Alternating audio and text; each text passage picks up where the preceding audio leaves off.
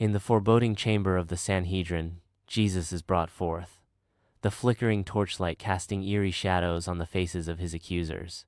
Caiaphas, the high priest, eyes narrowed with suspicion, boldly confronts Jesus with a blasphemous question. Do you claim to be the Messiah, the Son of God? With unwavering resolve, Jesus proclaims, I am, sealing his fate amidst the rising tension of the Sanhedrin.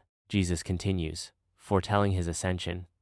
But I tell you, from now on the Son of Man will be seated at the right hand of the mighty God, and coming on the clouds of heaven. In the vibrant Jerusalem streets, Jewish leaders, with expressions as dark as the approaching storm, lead Jesus toward Pontius Pilate. As the crowd swells, their hushed tones escalate into furious shouts. As the leaders aim condemning fingers at Jesus, the narrator whispers. The air crackles with animosity as the Jewish leaders proclaim, He stirs up sedition among the people. The leaders, their voices laced with contempt, declare, He claims to be the King of the Jews. Within the imposing walls of Pilates' palace, a private interrogation unfolds, where skepticism and intrigue dance in Pilates' gaze as he confronts Jesus. Jesus declares, My kingdom is not of this world.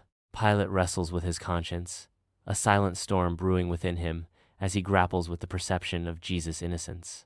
The weight of decision bears down on Pilate as he navigates the treacherous path between political expediency and moral righteousness. In the Jerusalem courtyard, Pilate presents Jesus and Barabbas to a sea of faces, twisted by fervent anticipation. Amidst the throng, chief priests and elders incite the masses with whispers of carefully chosen words, adding fuel to the already burning flames of discord. Pilates' brow furrows, a storm of frustration and conflict brewing within as he confronts the volatile will of the crowd. The air crackles with tension as the fate of two men hangs precariously in the balance, swayed by the tides of public opinion. In Pilates' palace, weariness etches deep lines into Pilates' face as he contemplates his next move. With a languid gesture, Pilate signals the guards, unleashing a palpable wave of dread that fills the palace. A flicker of doubt momentarily clouds Pilates' resolve, as he hopes his decision will appease the seething crowd outside. The Jewish leaders stand as unyielding figures, their eyes glinting with unwavering resolve. With slow deliberation, he washes his hands, the water growing murky as it swirls away, a chilling act of disavowal. In the heart of the Roman barracks, Roman soldiers encircle Jesus with cruel intent, their faces twisted in mockery. A purple robe is thrust upon his shoulders, a cruel parody of royalty, as the soldiers press a crown of thorns onto his head. Crimson droplets cascade down his face as the thorns pierce his skin, a stark testament to their brutality. Amidst the echoing laughter, the soldiers strike and spit upon him, their scorn and derision reaching a fevered pitch. The soldiers' taunts ring out, Hail, King of the Jews, their voices dripping with sarcasm and contempt. In the sun-scorched Jerusalem streets, Jesus staggers under the crushing weight of the wooden cross, a harrowing portrait of suffering and sacrifice. Under the immense weight, Jesus falls, the sound of the cross crashing against the earth echoing his agony. Seized by Roman soldiers, Simon of Cyrene reluctantly accepts the burden, his face a mask of grim determination. With a grimace, Simon heaves the cross onto his shoulders, a reluctant savior in a moment of profound suffering.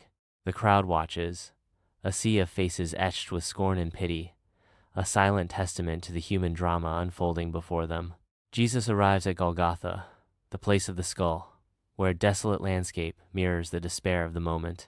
In a place marked by death, Roman soldiers begin their grim work, preparing Jesus for crucifixion. Under the unforgiving sun, Jesus is brutally nailed to the cross, his agony a stark testament to sacrifice. Each strike of the hammer echoes across the barren land, sealing his fate in a symphony of pain and despair. Two criminals flank him, their anguish mirroring his own, as life ebbs away under the scorching sun.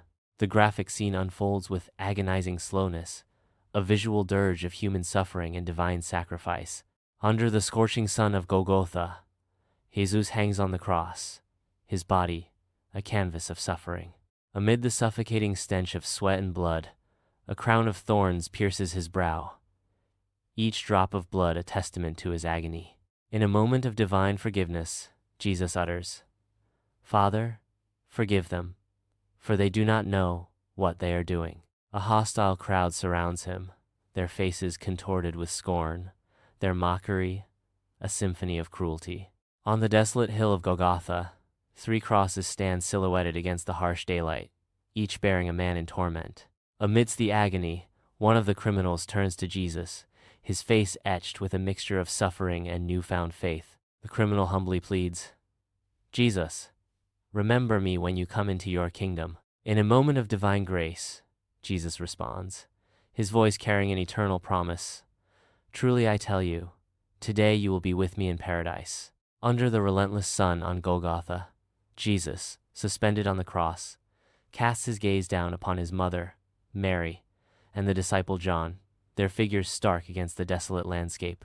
In his final moments, Jesus tenderly entrusts his mother to the care of John, uttering, "Woman, here is your son." With a heart overflowing with love and sacrifice, Jesus then offers, "Here is your mother," sealing a bond of eternal devotion. As the sun blazes, darkness descends upon Golgotha, casting an eerie pall over the crucifixion scene. In the face of unfathomable suffering, Jesus cries out in anguish, my God, why have you forsaken me?" His lament echoes through the desolate expanse, resonating with a profound sense of abandonment. Under a merciless sun, Jesus hangs, weakened, on the cross amidst the desolate landscape of Golgotha. In a moment of profound suffering, Jesus whispers, "I am thirsty." With cruel indifference, a soldier extends a sponge soaked in sour wine to Jesus. His body weakens, yet his spirit remains unyielding as he utters, "It is finished." In a moment of profound surrender, Jesus proclaims, "Father, into your hands I commit my spirit." As silence descends, a palpable tension grips the stunned crowd, their faces a mixture of disbelief and dread. In a cataclysmic instant, the earth trembles violently, signaling the end. Far in the distance, the temple's massive curtain is torn asunder, a deafening roar echoing through the heavens. On Golgotha, a Roman centurion stands as a solitary figure amidst the escalating chaos, his gaze fixed upon the unfolding spectacle of divine proportions. His eyes widen, reflecting a profound transformation from hardened soldier to awestruck witness as he struggles to comprehend the magnitude of the events before him. In a moment of profound revelation, the centurion's voice breaks through the din, proclaiming, "Truly, this man was the Son of God."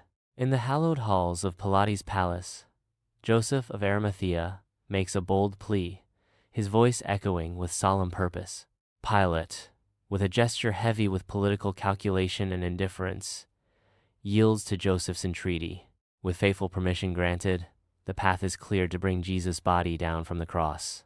Under the somber sky of Golgotha, Joseph of Arimathea and Nicodemus tenderly commence the descent of Jesus' body from the cross.